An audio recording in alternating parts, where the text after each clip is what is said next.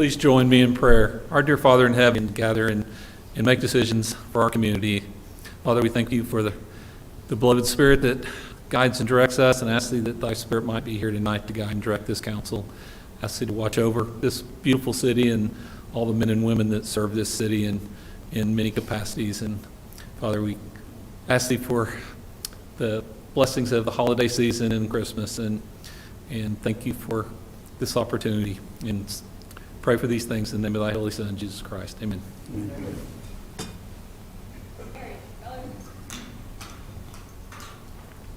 Forward. March.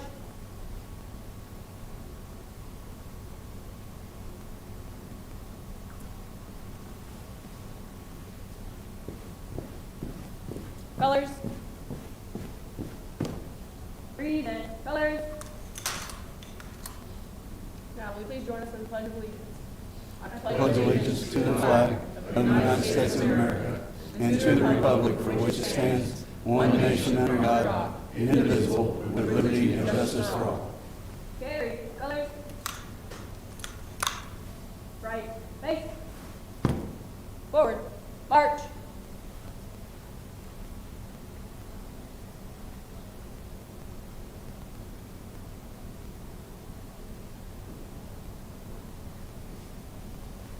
Thank you, ladies and gentlemen. Be seated.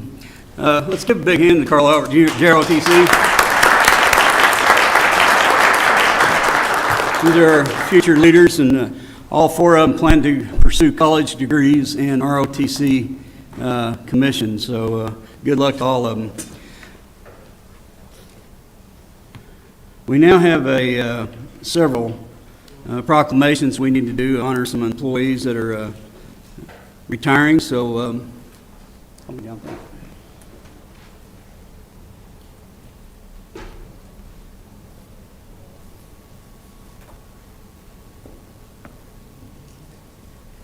Karen? She didn't make it? Wow, I'm upset. All right. Aaron, I know you're here.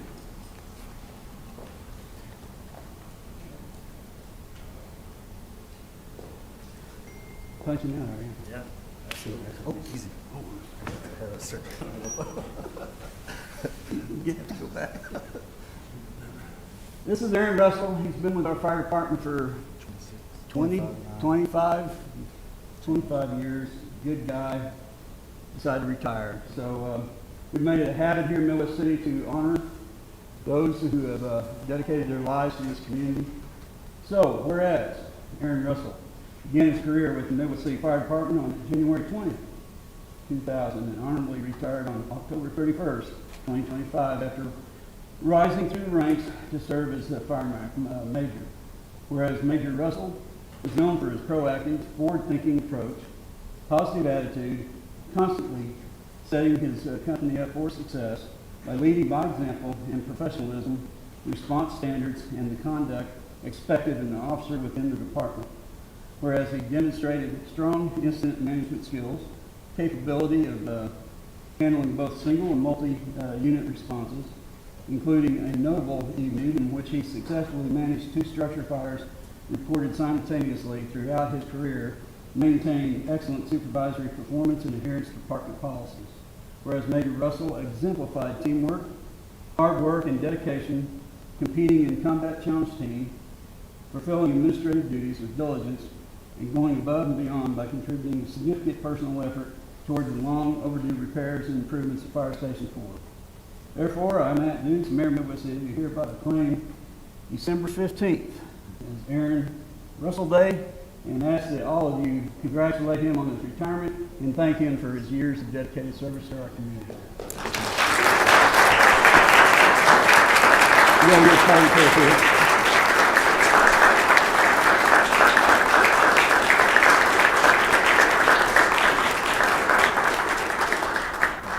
Appreciate it.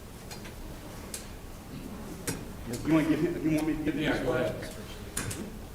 Aaron, this is another thing that the city of Midwest City gives you as a recognition of your dedicated service plaque. It says, for loyal and dedicated service to the citizens of Midwest City, Oklahoma, January 20th, 2000 through October 31st, 2025. Again, congratulations.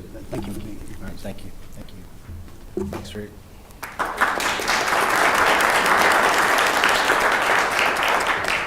Jerry?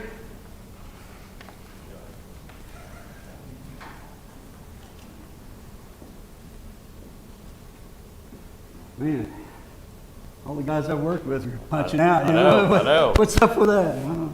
This is Jerry Carroll. Again, he's a dedicated fireman to this community and has served us since 1998. So Jerry Carroll began his distinguished career with the fire department on March 5th, 1998, serving as firefighter, protection engineer, and rising through the ranks to retire honorably as fire major on October 30th, 2025, after 27 years of dedicated service. Whereas throughout his career, Major Carroll consistently demonstrated exceptional professionalism, efficiency on all emergency scenes, serving as sound and reliable decision maker as both as company officer and incident commander, always upholding departmental command principles and displaying strong command presence. Whereas he ensured his crew, apparatus, and equipment were always prepared for emergency response, effectively managing his personnel with fairness and leadership, while maintaining a positive and conflict-free work environment and fostering strong working relationships with his crew and station. Whereas Major Carroll contributed significantly to the department's programs, including helping make the CPR program a success and continually demonstrating his commitment to professional excellence by completing all required annual officer, driver, firefighter, hazmat, and fire investigation and refresher training. I therefore, Matt Dukes, Mayor of Midwest City, hereby proclaim December 10th, tomorrow, Yes.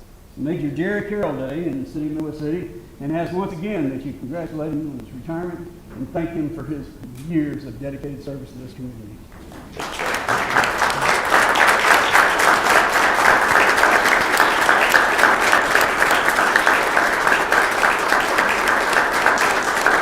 Got one other thing.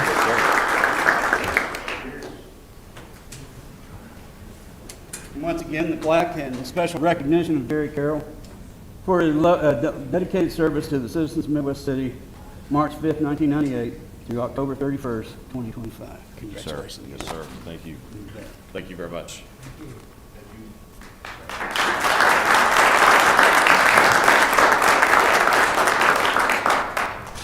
I have a question for Aaron. Aaron, I noticed that you started on January in 2002, right? Or 2000. That's like party, like it's 1999, and you woke up and changed jobs in January. Is there a story behind that? Was it? Back on together. Okay. Started the fire department, he was our inspector. Anyway, it was a long history. Thank you very much, both of you, for your service. Thank you, guys. Ladies and gentlemen, we do have some of the most dedicated employees in the city, dedicated to the city for in their tenure and their work ethic, and that's just two prime examples of the type of employees we have in this city. So you need to be thankful for what you have in this community. With that being said, I turn it over to Mr. Lyon for community-related announcements. Thanks, Mayor. I got several announcements here. First off, we want to congratulate the Carl Albert Titans football team, who are champions once again, winning their fourth in a row and 9 out of the last 10 state championships in Class 5A football. So great job, Carl Albert. Our holiday light spectacular is brighter than ever this year. We've got new LED bulbs on large displays of brand new military emblems that feature all 6 branches of the military and great new songs for the dancing force. So Regional Park, as most of our community knows, is where our holiday lights is located. It will run from 6 p.m. to 10 p.m. each night through December 28th.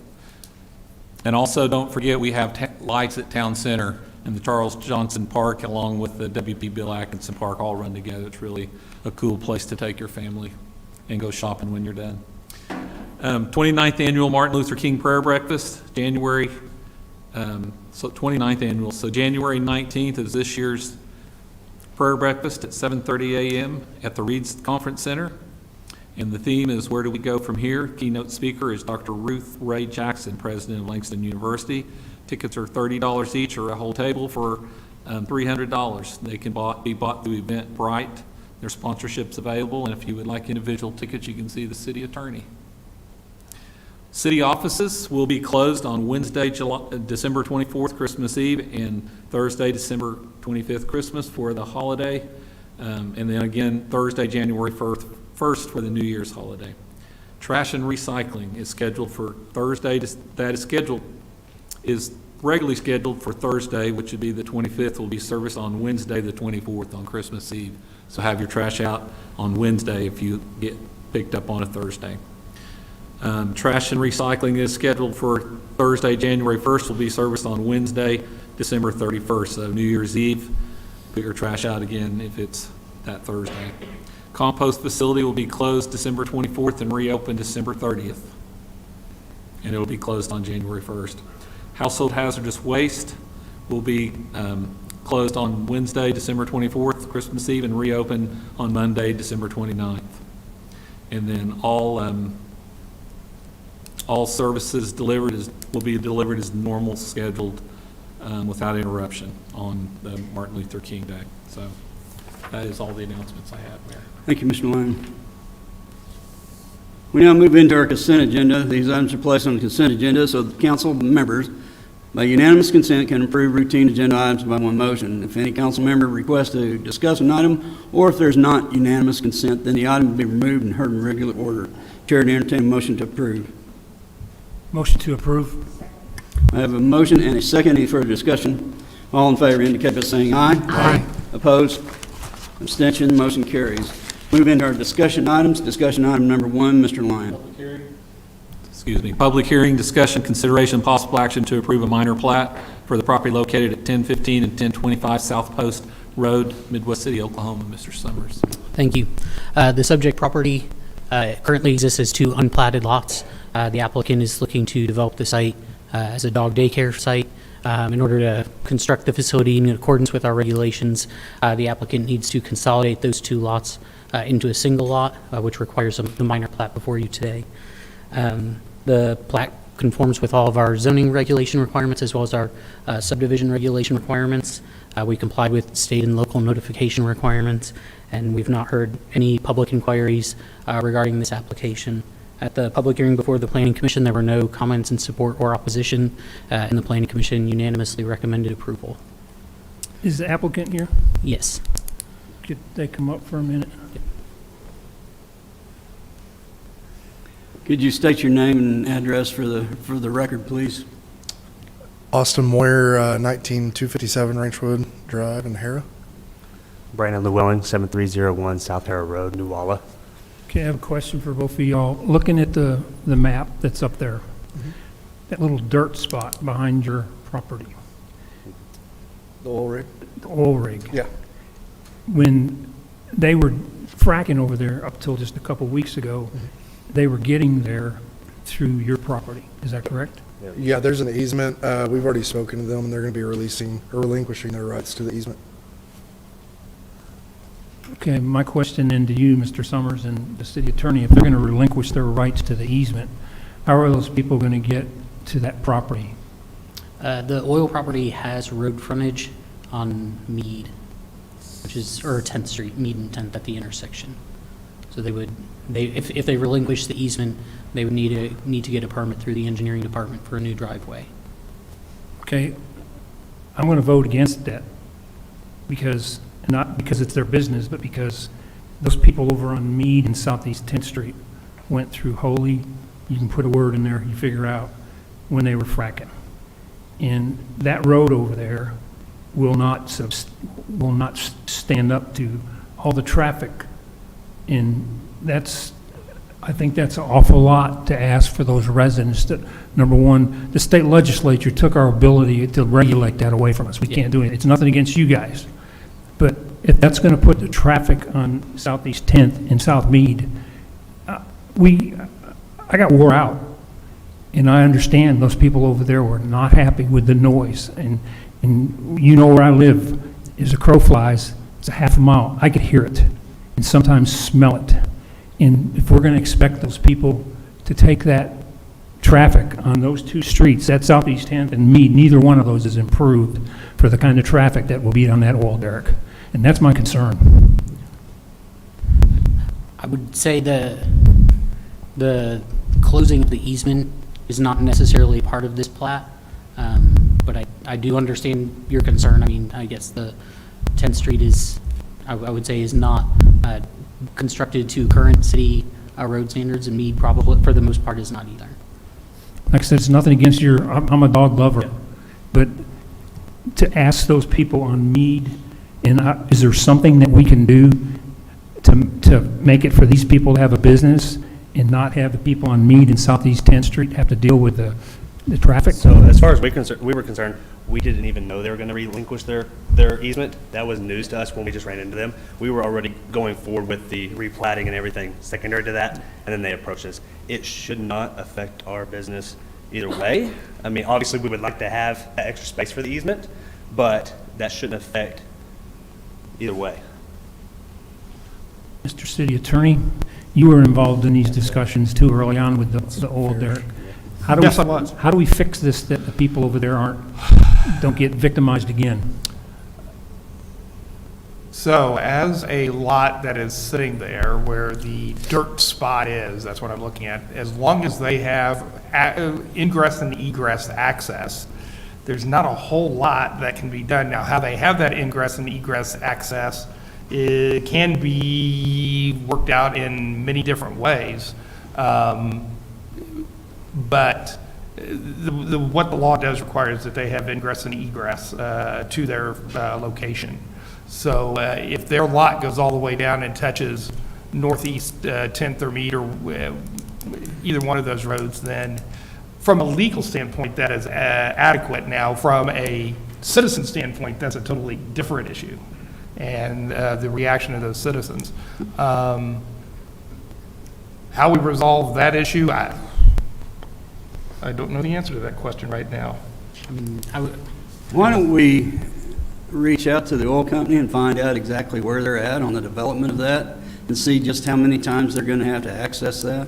Because that road is not going to held up to that heavy of traffic. And I don't know, when did you guys acquire the property? We acquired it in June. I actually went onto the site and talked to the company man out there. They should be done with all of their heavy stuff. At that point, it's just going to have the pump jack go in storage tanks, and they'll come do whatever they need to do. But they've already cut the trees and everything for their drive onto that other street. So, because we didn't ask them about relinquishing, we didn't even know there was anything going on until I showed up and trees were removed from the easement, and it looked like crap. I got down there, and they said that they were. It's been a pretty active site for about 3 months now. Yeah. Yes, and that's what the gentleman told him He as well. said around the end of the year, that's when they would be relinquishing because they would be done with all of their heavy activity. See, when you showed up on your property, you didn't know there was an easement, and they'd cut trees down. We knew there was an A easement, gravel road, yes. a gravel drive. We did not know there was anything that was going to be coming Activity-wise. How until do we you showed think the up. people over there on Mead and 10th Street felt? Probably the same as us. Mr. Summers, how will we mitigate this? That's a tricky question. I do wonder, and I don't know, but I do wonder if there's a possibility, if the easement is not relinquished, if we might be able to deny them a driveway permit onto Mead because of the condition, the current state of it. We wouldn't be necessarily taking anything from them because they already have access to a public road, but I would have to look, we would have to look into that and what the Mr. City conditions are. Attorney, how do we stand on this?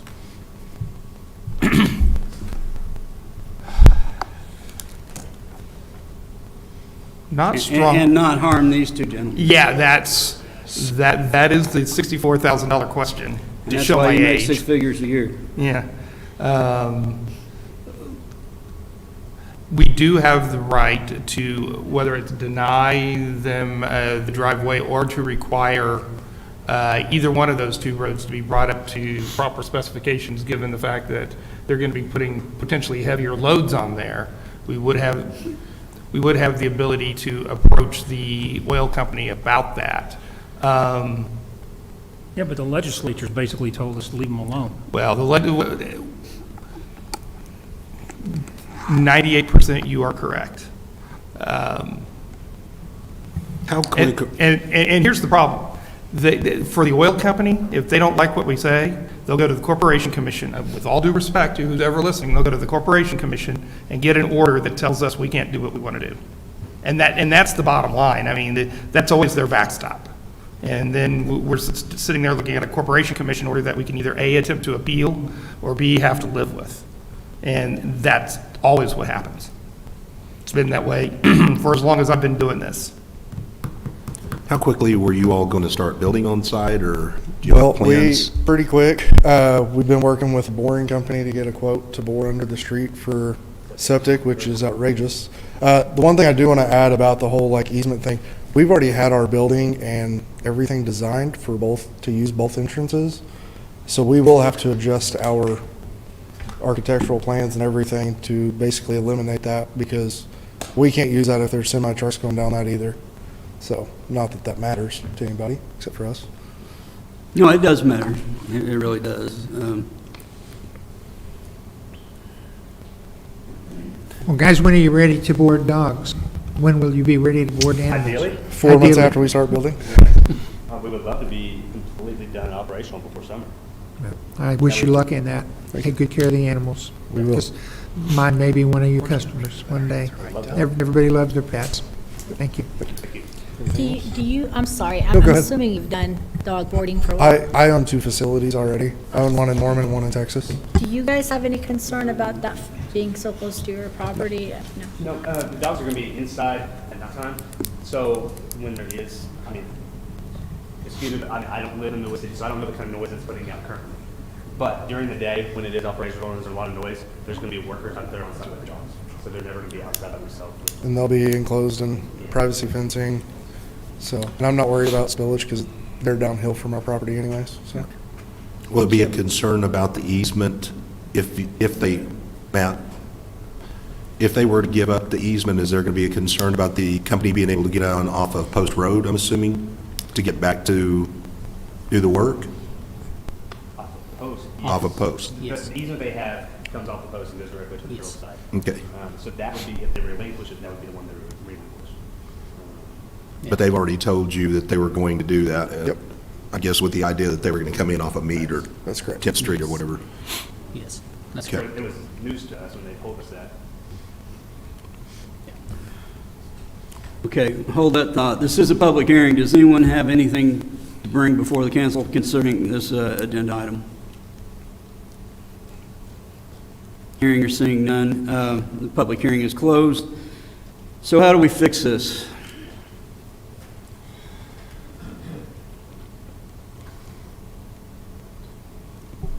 How do we fix this? That's an interesting question. They do have to get a driveway permit from us, right? Can we force them to make the improvements needed to handle that heavy equipment on Meade? That is kind of one of the things Matt and I were over here talking about, was within the permit to obtain a driveway, that they at least have to make improvements to one of the roads and require them to only have entrance and ingress and egress on that one road. Now, unfortunately, Pat, that doesn't resolve your issue at all, because that means they're still going to be going up and down that road, which means then, okay, I'm not familiar, so I'm going to ask, what's to the north of you? House. Yeah, Residential. Well, there goes that idea. So are they going to store oil on this site, or are they pumping the oil to another tank battery somewhere else in saltwater? I don't know the answer to that question. Yeah, I don't Anybody know know the the site answer to that plan? either. Well, that in of itself determines the amount of traffic that we're going to have in and out of there. That's the $100,000 question right now. Are they going to continue to have big 18-wheelers loaded down with whatever, tearing up our roads, going out back and forth, or are they just going to have a service truck servicing the oil batteries? I don't have that answer today. We can request that. Well, and let me back up and say this. They got the authority from a permit that was 3 decades old to drill some additional wells out there. There's nothing to say they don't do that again at some point in time and start bringing equipment that, and we don't know about it until we start seeing vehicles going up and down the road. Unfortunately, we can't stop that. Like we did this time. Like we did this time, yes. should we table it and give it like till January, where we can do some research, the map, and Can I ask a question? That's what I was going to suggest Yes, we sir. do. Is that going to, how is that going to impact your business model? Pretty, Permitting, mostly. well, like, it's just gonna delay us to where we're in the middle of summer and we'd like to get started before. Can I ask a question, though? This is about plating that property, regardless if the easement is relinquished or not. That's something for after, and they are not gonna relinquish an easement until y'all give them a permit to do a driveway elsewhere. So, I'm not sure why tabling it for the oil company for that issue has anything to do with The replatting part. replatting this to just one lot, because at the end of the day, it's all the same property, the easement's still there. We can't do anything until y'all Good grant point. them access to, That shouldn't delay anything. so, sorry. I would agree I'm a very with you. direct I think individual. our issue is not with you. You don't even own the land in question, so you should be able to go ahead with your business because it's not an issue and not an eyesore, and we should take our battle up with the Corporation Commission and the oil company, and not you guys, I think. Honestly, when we discussed it, we thought this property might play into our advantage because neighbors already have an oil company behind. You know, there's not a lot of other companies that might want a neighbor to that. So we thought, well, this might be a good property for us. Well, in all honesty, we have 3 pump jacks and storage tanks in Tompoor Park, and they've been there for decades, and, you know, we deal with it. So the oil business in Oklahoma is everywhere. You know, we got oil wells on the Capitol grounds, you know, so it's just something that we have to deal with. But in this case, the neighbors have been greatly inconvenienced by fracking, but the fracking's over, the well's drilled, and now it's just going to be workovers and hauling off the oil. And that's something that we have to take up with the oil company, in my opinion. Well, you bring up a very good point. Chair to entertain a motion. I second that motion. A properly formed motion. Is there any further discussion or questions of the applicant?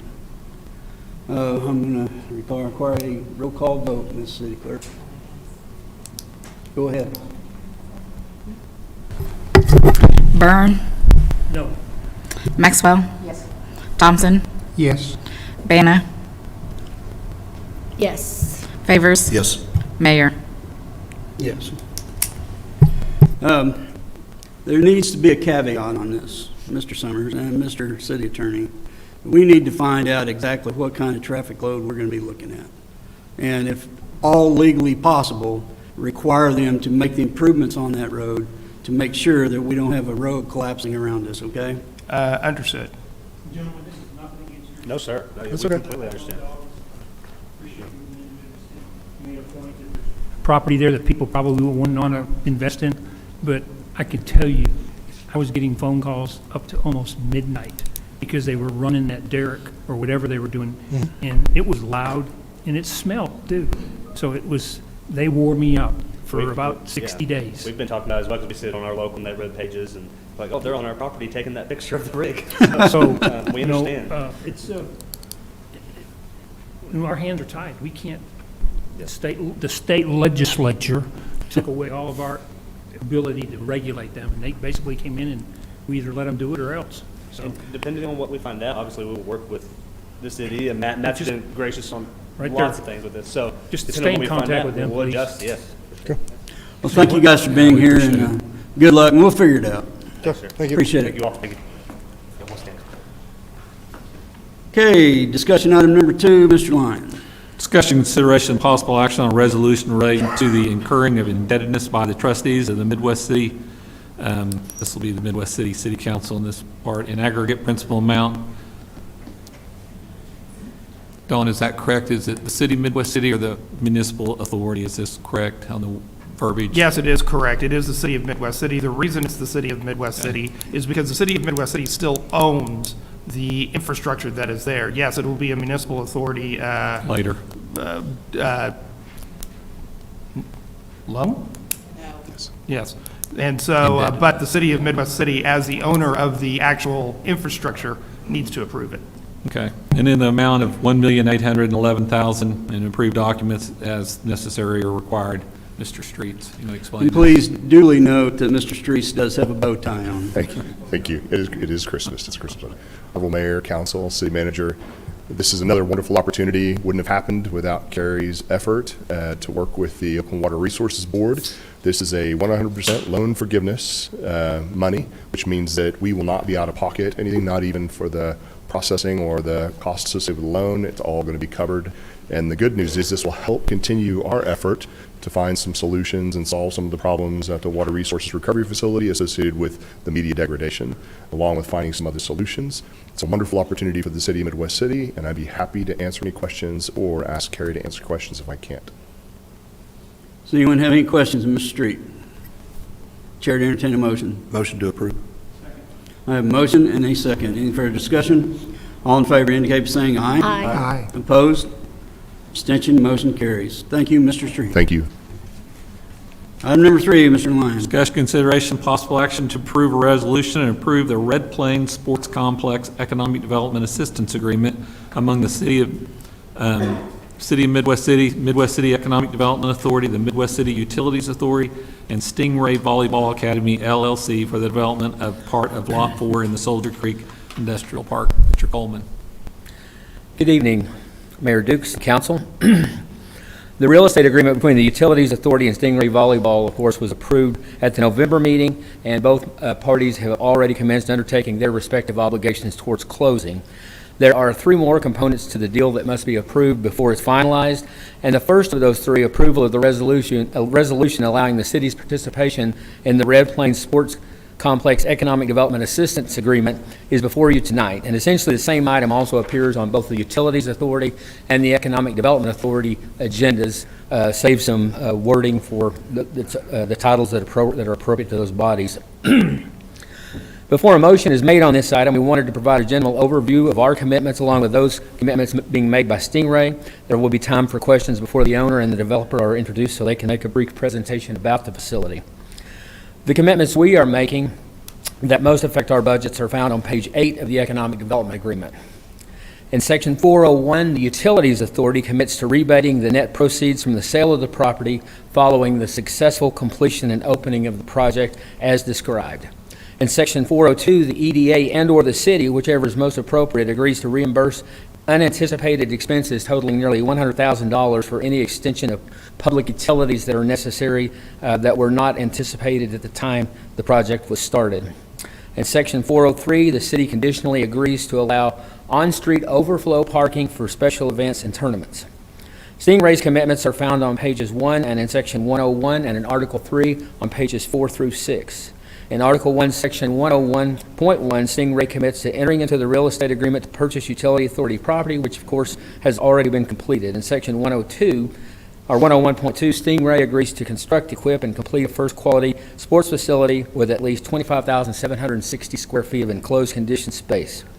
In addition, there will be 3 outdoor covered volleyball courts, 3 outdoor covered pickleball courts, both of which will be lit for after-hours play. There will be a section with 3 uncovered courts and also 3 grass athletic fields. Article 3 spells out the deadlines for the various actions necessary to keep the project moving forward. In Section 302, Stingray agrees to submit the information we need to verify zoning compliance and to prepare for any possible amendments that may be required of the PUD that governs the Soldier Creek Industrial Park. The zoning will be coming up, if necessary, after we do the minor subdivision that is required to split the lot down to 180,000 square feet on the frontage. Section 303 requires Stingray to submit code-compliant construction documents, and Section 307.1 establishes the deadline by which that much must occur. In Section 306, Stingray commits to producing proof of the $5 million needed to finance the facility within 3 months of the execution of this agreement. And in Section 307.2, the city must approve properly designed building plans that are stamped and sealed within 30 days after they are filed, so that Stingray can get started toward its commitment to having the project completed within a year. In Section 307.3, Stingray commits to hiring a minimum of 5 employees at or above average wages and to spend a total of at least $400,000 in wages and benefits over the first year of operation. I would like to also mention in Section 705, Stingray is allowed to reassign its rights with our permission. We may see this occur in the future if the owner, Mr. Terrioto Lands, decides that he wants to set up his own real estate company to manage and handle the facility. We did something similar with both American Glass and Centrillium after those agreements were approved. With your approval, the Economic Development Assistance Agreement will become Exhibit B to the real estate agreement, and we will proceed with the steps necessary to do the minor subdivision, and following that, we'll move forward with any necessary zoning amendment.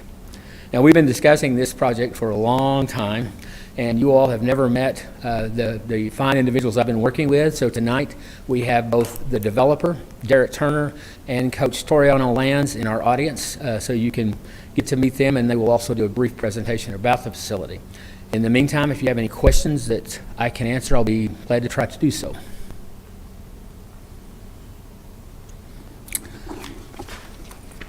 This is Mr. Derek Turner with Turner Development in Edmond, Oklahoma, and a member, may I add, of the Baylor College Football Hall of Fame. That's a long time. Just means that I'm real old. So, my name is Derek Turner. I'm with Turner & Company. We're a development firm that does development work all over the Metroplex area. We work in multiple cities throughout town, which is one thing I'll start off with. This experience working in Midwest City has been the best that we've ever had. I work in Edmond, Oklahoma City, Piedmont, Yukon, Mustang. We've been all over the place doing different projects, and we work a lot of these different types of projects, and this one has been the smoothest and easiest to work with. I've been impressed with what you've done, so I do thank you for that. It's not always easy in what we do. This project is really exciting. The Stingray Volleyball has been around for 14 years. Coach Torino Land is in the back. We just call him Coach T. He takes care of everything we need. Coach T is actually from Midwest City, and he grew up here, so it was important for him to have this facility here in town. We looked at multiple different sites and different locations and so forth, and this one just really worked out really well for us because of its location, proximity to the amenities and so forth that we need, and especially the access points. So I'm sure you're familiar. It's directly next door to the American Glass facility, which is one of the best looking facilities I think I've seen in a long time. We actually employ the same engineering or the same architecture firm, Rome Architecture, that did that project is doing this project. We're using the same engineering firm. We're using a lot of the same people because we want to kind of make sure that it has that feel and look for what we're looking for in the project. Volleyball is unusual because the size and height of the facility. You don't generally see facilities of this height because of what they need in terms of clear span and clear space within the building. This is the predominant part of this will be female girls volleyball is the majority of it, from middle school all the way up to high school club leagues and stuff like that. It's one of the fastest growing sports, one of the best sports that we see. There's fantastic participation levels. There are several different large clubs in the Oklahoma City area. This is one of those that is there, and they've been around for quite some time. The facility, and you're going to have to show me how that works.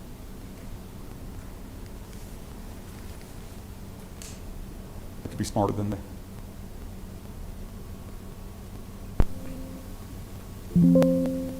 I can go without it. We're good. Oh, there you go. The facility it is broken up into a couple different pieces because, as I've learned in this, there's a lot of different types. There's a lot. This is a very unique sport because there's a lot of different variations of what they do in this sport. The main building is the building that you see on the right. It is about a 25,000 square foot facility that will include 5 indoor courts. The plate height is about a 23 to 26 foot high level, so they've got a lot of height in it. It will be air conditioned. It will be heated. It's a full climate controlled facility. There's a structure that runs right through the middle of it that'll house all of the offices and the concession areas and the team rooms and restrooms and so on and so forth there. There's actually a mezzanine that'll be above it that'll include a lot of the other types of things that we need within the facility. Directly next to that, in the first covered area, that is the enclosed facility. There is what you see on the front of that too is a viewing area. One of the things that this will have is that the courts are actually closed. The courts are within the main building, and then there's a little annex which you see on the front of there. It's a kind of a lean-to type structure where parents can sit and watch and observe. There is a hard, fast rule between where the parents go and where the kids go. If you've been around youth sports, you know you got to kind of control those things. So that's part of it there. If we go to the next slide, next to the facility on the left here, you'll see the covered outdoor courts. The youth volleyball for the girls is played not only on an indoor club level, but it's also played externally in sand, beach volleyball essentially. So we have 6 exterior outside courts that are sand courts, and 3 of those will be covered and 3 of those will be open. This is it's a whole different spot. It's played at a different time of the year, and it's a lot of even different kids. Some kids don't play both sports, so it's a somewhat uniquely different experience. And so there's certain kids that play certain sides of that. So that's what'll be there. The next part of the facility, if we go to the next slide, that's still the outdoor facility. Keep going one more. There you see the same thing where you can see the structure. One thing I'll point out here, in order to accommodate for restrooms and concession facilities and so forth, the right-hand side of this is basically the east side of the main building, and there's access from that in this hallway, the walkway that runs down through there. There's access between both of the buildings. So the people outdoor do have restroom facilities and concession facilities and so on and so forth, and that actually will also lead eventually to the sport courts, the sport fields behind the facility also. The next part of it is a forecourt covered pickleball facility. Oh, that's still our, there you go. There you see it in the distance. We'll go one more. Nope, didn't hit it. We actually have 4 covered pickleball courts. Pickleball is unbelievably, it's growing probably as fast as anything, especially in the adult level. And so we did put in 4 outdoor facilities there. They're covered. You will see those on the left-hand side of the facility. That is a new part of what they do. That'll also be open to the general public, and that'll be much more youth-oriented. There's not as much of a kids operations, but that's a youth or an adult-type league. We see a lot of just individual play and tournament play and things like that. A lot of the courts are not covered, and so they're not used as much. These will be covered. It's a lot more convenient for the people to do it. And then in the rear, you're going to see in the future, we are planning on 3 outdoor field event areas. One of the other fastest growing, we're going for fast growing sports. Youth sports is fantastic. One of the faster growing sports right now is flag football, both male and female. And it's becoming extremely popular, and it's everybody from the NFL all the way down is endorsing it. And so it's been a great sport for kids to be part of. I personally prefer to hit people, but I'm old school. I was old. So what you have here is the facility. This company is this facility be called the Red Plains Sports Facility. The Stingray Volleyball will operate the facility. They have multiple seasons, multiple times that we've talked about. When they are doing their indoor facilities, like right now that they're in their indoor season, they'll have between 400 and 600 kids that'll be part of this. They will draw those kids in from all over the Metroplex area. One of the things that we were really excited about is that this gives us access to a lot of the kids in this community and to the east of us. So it's a great draw for that, but we're still close enough that we can access other parts of Oklahoma City. Having it be accessed off of 23rd Street and being close to I-35 is a really good plus for what we're looking for.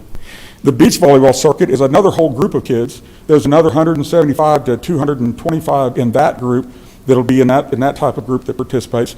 There's also leagues that they'll put on that are adult leagues that play in the sand, some that will play indoors, but a lot of them that play in the sand. So there'll be a whole set of other programs there. They'll do roughly 10 tournaments a year. The tournaments they put on are generally will have 40 teams, or using the 40-team range, which means there's going to be 400 to 500 girls that will be in for these tournaments or adults in for the tournaments. They bring players in from as far away as their time areas is between 4 and 8 hours away. So they historically brought in people from everywhere from Albuquerque to St. Louis to Kansas City. A lot of them come out of Dallas-Fort Worth, a lot of them out of Wichita, Kansas. So there's a big draw that'll come into this area. In addition to the kids that are playing, it also attracts a lot of parents and onlookers and grandparents and so forth. So each of those tournaments generally has between 1,200 and 1,500 visitors that will come and watch that. So over a series of time in a 1-year period, you're looking at 12 to 15,000 people that will come into the community from outside the area. So it's a I think really good thing for the community. They'll employ right now. Their numbers look like 40 plus employees when they're up to full bore. It will run. It's primarily on evenings and weekends. There's not a tremendous amount done during the day, so it is kind of fits with the area out there. When we talk about overflow parking, at the times that we need overflow parking are when the other businesses there are not there, so it works out real well for what we're talking about. What else can I think of? There is a mention in there about the utility extension. This site is perfect for us, but when we do divide it, the sewer access on this property is to the south end of it, so we will have to extend that sewer line as a public line up to this piece of property where it gets to this building. But that'll just improve us for what we need for the future. Other than that, the location is really good and it's really set up well. The utilities are all there. The streets are fantastic. We're really excited about doing that. So kind of quick little update. If you have any questions, I'll be happy to answer those, or Coach Steele answer anything you need to know to. Any questions? I do. Mr. Turner? Yes, ma'am. Do you have, is there other complexes that you're involved with that is involved as this one, or as complicated, as large as this complex? The other probably larger one right now, there is one larger, it's called Peak, and it's over off of, they just completed that facility, and it's at, it's right off of, it's just south, or just north of the racetrack, the horse race track, over off of the highway, just north of the Martin Luther King. Yeah, it's right there. They just opened that facility. It's actually a little bit larger than we are. They service a little bit larger area, but it's and I'm not involved in that one, but it is an example of what they've done and what you can see that's out there. Is it comparable is it comparable in the size that you're doing? It's actually larger. It's actually larger than this. And how long has it been over there? Peak has been around for a long time. Peak and both of these have been around a long time. Peak was originally at 122nd and I-35, and they leased 4 buildings there, and then they moved to this brand new facility. It actually just opened within the last couple months. And now, are they looking for the same clientele, the volleyball? Yes, it's the same clientele, but they have different, there's plenty of kids to go around. There's plenty of those to go around. In fact, they turn away kids. Come on, yeah. He can tell you how many kids they turn away. First of all, I'd like to thank everybody for letting us come and present it tonight. I'm super excited about this. This project means the world to me. I come here tonight, I will tell you, I'm extremely humble. I come here standing on the shoulders of giants throughout the city of Midwest City that I watched when I was growing up. Our mayor, Mr. Dukes, you got people like Mr. Isaac and Mr. Howell. These are all people that engaged with me as a young kid to let me know that something like this is possible. Kind of like Derek said, we've been entertained by several people about this. I've been talking to Robert now for, 7 years, I guess. Yeah. But I always felt like that this is where we wanted to be. There's no doubt that you can look all over the world right now, and some of the best athletes come from right here in Midwest City, Oklahoma. The thing that I have noticed, especially with the sport that I am, volleyball is a very affluent sport, I would say. And that's why also it's important for me to bring it here to Midwest City, to be able to get some of our athletes and to overcome some of the economic hurdles, to get them involved into this sport. It is a great sport. We do it a little bit different than the other clubs that, like he was speaking of. The thing that we do realize when I talk to parents, I'm like, I don't want you to make a 1-year decision, I want you to make a 40-year decision. And that's the way that we go about it. We use volleyball as a vessel, just like my coaches did for me when I was growing up. As far as your question is this facility comparable to the other? Every single year, I will tell you, number one, we didn't want to build a facility that big.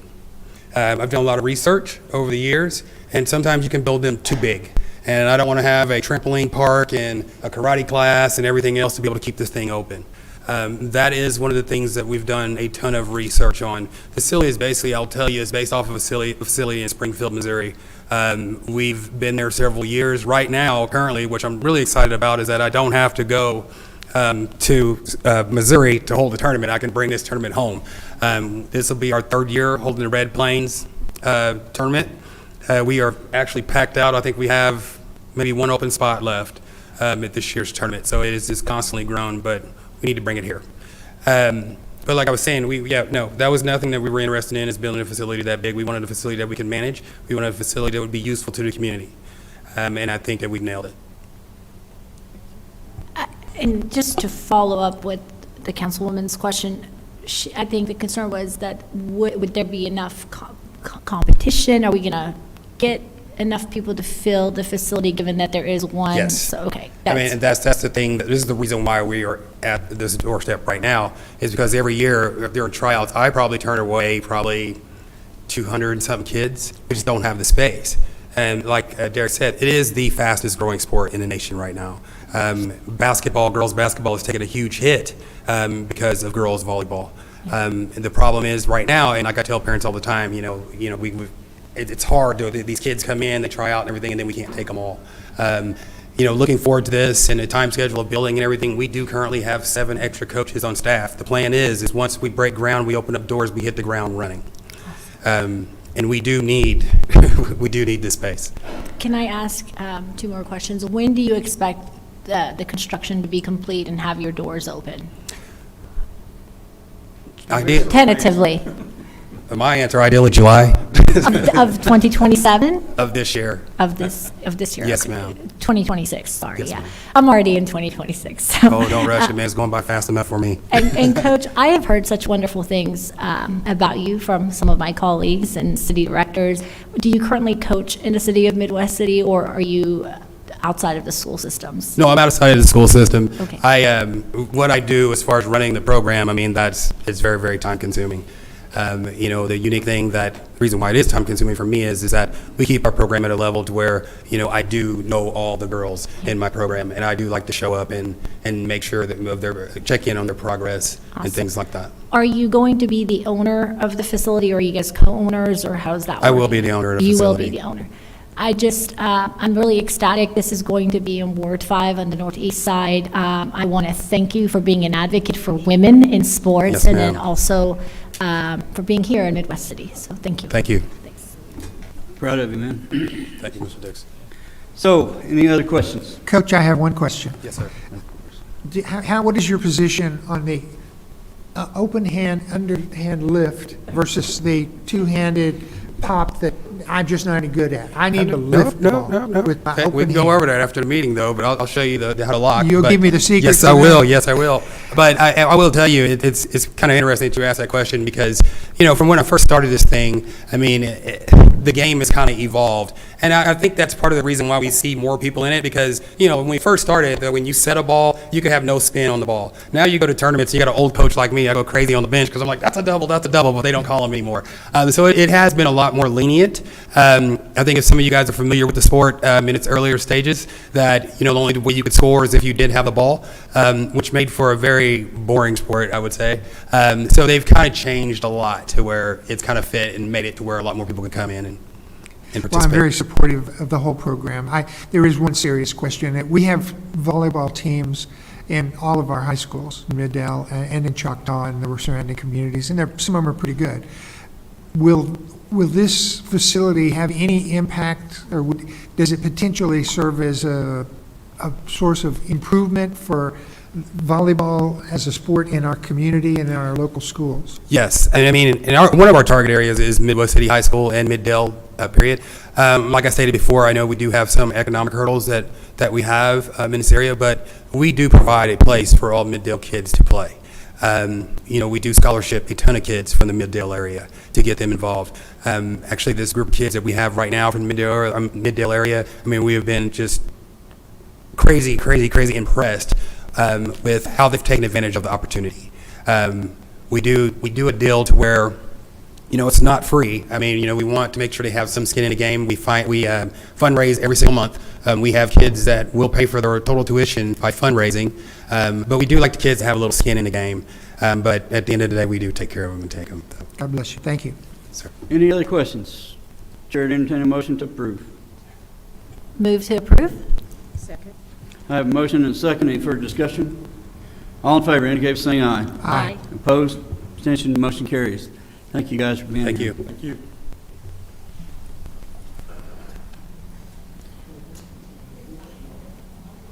Okay, discussion item number 4, Mr. Lyons. Discussion, consideration, possible action approving agreement with Tyler Technologies, Inc. to procure the Enterprise Public Safety, or as we know it as New World Software, software as service platform through Sourcewell contract, including the CAD, records, mobile, and related public safety modules and services in the amount of $524,545. We have multiple chiefs here, assistant chiefs. And we have the assistant chief's better half here, so item approved. And we have our our 911 director as well here. Gentlemen?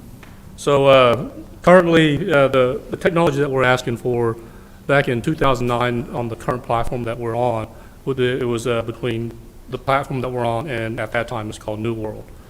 And New World actually met our needs better than what the current platform that we're on. So due to some contract negotiations, fallout or whatever, we decided to go with the current software that we're on through Tyler Technologies. And through the years, since 2009 of implementation and going live with it, we have had an incredible partnership with Tyler Technologies. They've gone well beyond what I think, what a company should probably, to help us meet our needs, especially with response times. I know with the fire department, time stamping was a big issue because according to them, that's all they're getting with this stuff is time stamping. Right there. But so fast forward now, Tyler Technologies acquired New World. And so they have developed it, and they've actually approached us about upgrading to the software that actually meets our needs better. And I, for one, I kind of tell on myself, I wasn't really ready for a 2 to 3 year headache. But after they approached us and actually worked with us, basically giving it to us for a fire sale, in my opinion. If you go look at a new CAD project, it is not around $500,000. It's probably 3 or 4 times that amount. But they presented it to us, and we started looking at it. I was like, I can't say no to this. This is a product that our city needs, and I think will actually serve our citizens better and will allow our officers to meet the needs of our citizens much better than what they are now.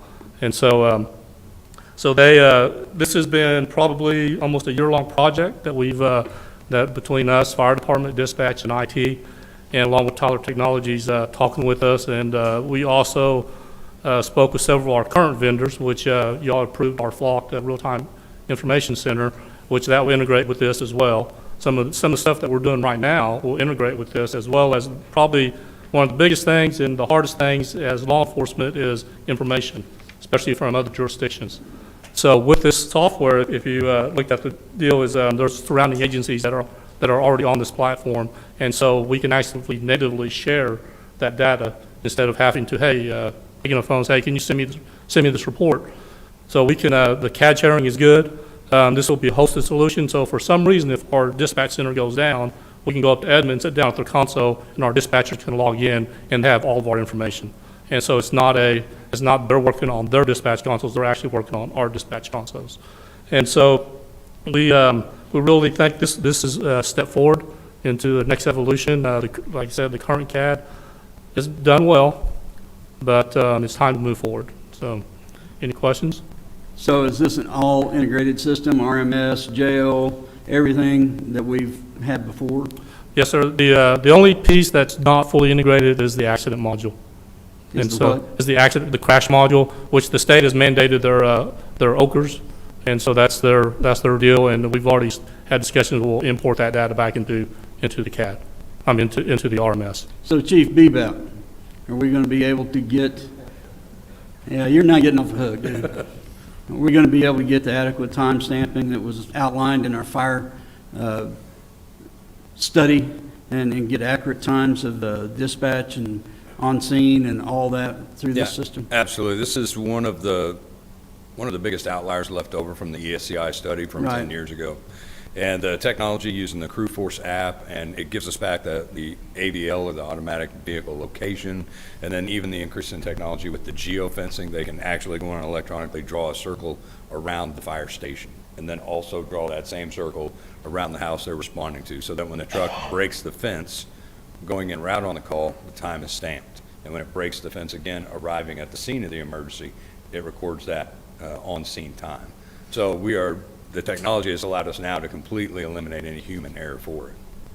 So this is gonna help you out in the ICS arena as well on setting up coming up on scene and size up and all that. Is that what you're saying? Yeah, absolutely. And that it's under the National Fire Protection Association 1710.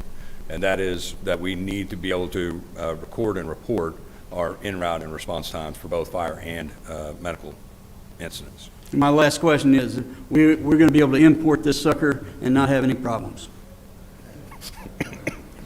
I would have to say there will always be problems. It's human develop software. So as you know, we are all humans, and so there will always be issues. It doesn't matter what software we go with, there will always be issues. I get that. So are we going to be, and probably for the gentleman in the back, have ready access to mitigate any issues that we come 24/7 coverage and, hey, the system's down, what's wrong? Well, since it is a hosted solution, they actually will probably know before we will whether there's an issue or not. So as currently, since we have our on-site solution, most times it's a call to IT, and then they got to log in and, okay, what's the problem?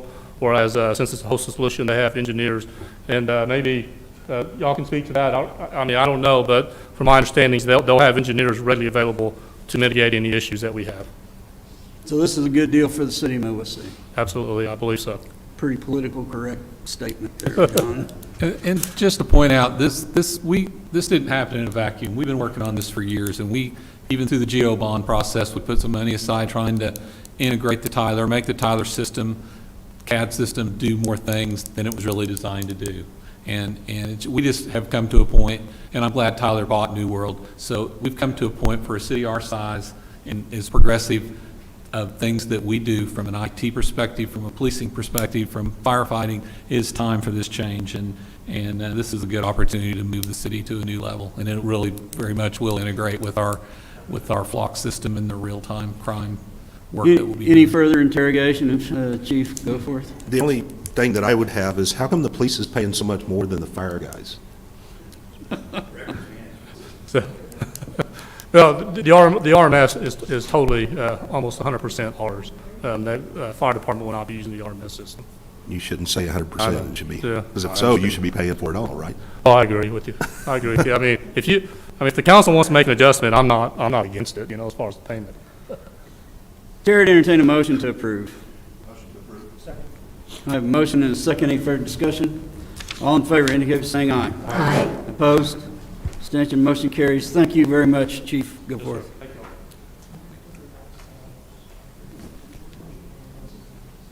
Now, item 6, we don't do any of those things. 6, well, there's nothing to do, right? No, Just so you know, on further information number 6, Mr. Mayor, they withdrew that application, but we had previously noticed it as a public meeting for this meeting. So we just put it on the agenda as further information to let everybody know, if anybody is attending here, that there would not be a public meeting on number 6 for. If anybody's here for item number 6, PC 2229, we're not hearing it tonight. That is correct. Now move into new business public discussion. Does anyone have anything to bring before the council? Keeping in mind it's not an agenda item, we cannot engage into a back and forth conversation with you, but we will take note and bring it back as an agenda item if needed.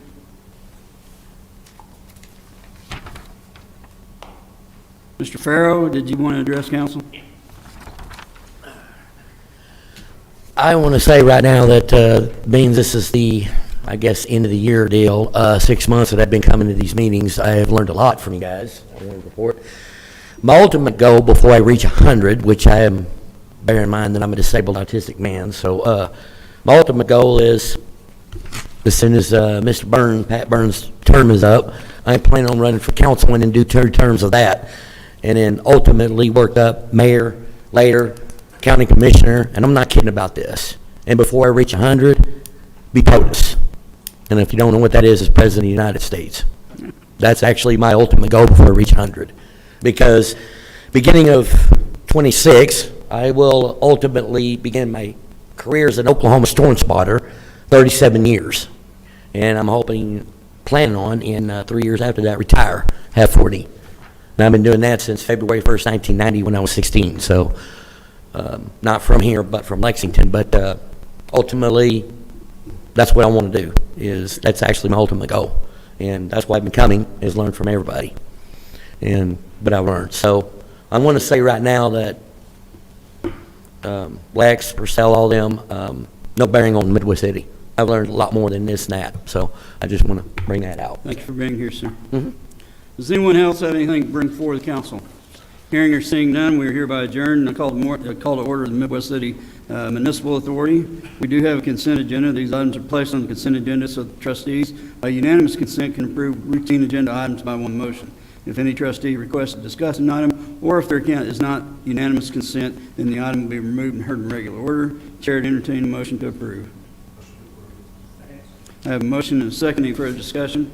All in favor indicate by saying aye. Aye. Opposed? Abstention, motion carries. We do have one discussion item. Mr. Lyon. Yes, this is a discussion item that we heard on the council regarding the $1.8 million SRF promissory note with loan forgiveness. Well, I have one question. I mean, obviously, this is just repeat, but theoretically, what would happen if we approved it earlier and now we decided, we changed our minds and we said it's not approved? What legally, where would this thing go? You would, as the owner of the system, approved the request to go out for the loan, but you would have told the management and operators of the system, do not file the application, which is the body that actually does it. So then you would probably be trying to direct the city manager, as opposed to the general manager, to apply for a loan versus having it done by the operators and the managers of the system. That'd be really stupid, wouldn't It it? would not be probably the wisest. And that's legalese. You're going to screw up the whole thing. Okay, all right. I make a motion to approve, or if that's already been done, I am 100% in favor. I have a motion and a second. Any further discussion? All in favor indicate by saying aye. Aye. Opposed? Abstention, motion carries. Thank you, Mr. Sher. Thank you very much. We now move into new business public discussion. Does anyone have anything to bring before the authority? Hearing or seeing none, we are hereby adjourned. I call to order the Midwest City Memorial Hospital Authority. We have two discussion items, Mr. Lane. Discussion in consideration of possible action to approve the meeting minutes for November 13, 2025. Motion to approve. Second. I have a motion and a second. Any discussion? All in favor indicate by saying aye. Aye. Opposed? Abstention, motion carries. Discussion item number 2. No action needed. No action needed. We move into new business public discussion. Does anyone have anything to bring before the authority? Hearing or seeing none, we are hereby adjourned. I call to order the Midwest City Special Utilities Authority. We have two discussion items. Mr. Lyon, number 1. I'm sorry? Economic Development Authority. Two items, you're right.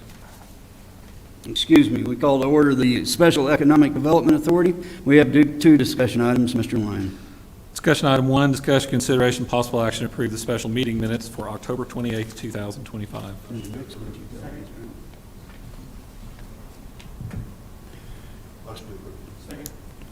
I have a motion and a second. All in favor indicate by saying aye. Aye. Opposed? Abstention, motion carries. Item number 2. Discussion consideration possible action to approve the resolution to approve the Red Plains Sports Complex Economic Development Assistance Agreement among City of Midwest City Economic Development Authority, Utilities Authority, and Stingray Volleyball Academy for Lot 4 on Soldier Creek Industrial Park. Move to approve? We have a motion and we have a second. Any further discussion? All in favor indicate by saying aye. Aye. Opposed?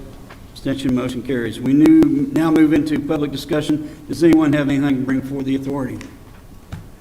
Hearing or seeing none, we are adjourned. And I call to order the Special Utilities Authority. We do have discussion items number 1. Discussion consideration possible action to approve the special meeting minutes of November 13, 2025. I have a motion and a second. Any further discussion? All in favor indicate by saying aye. Aye. Opposed? Abstention, motion carries. Item number 2. And item number 2, identical to the other two, is the action, discussion, consideration, possible action to approve the resolution with Red Plains Sports with Economic Development, Special Utilities, City of Midwest City, for the Move to Stingray approve. Volleyball.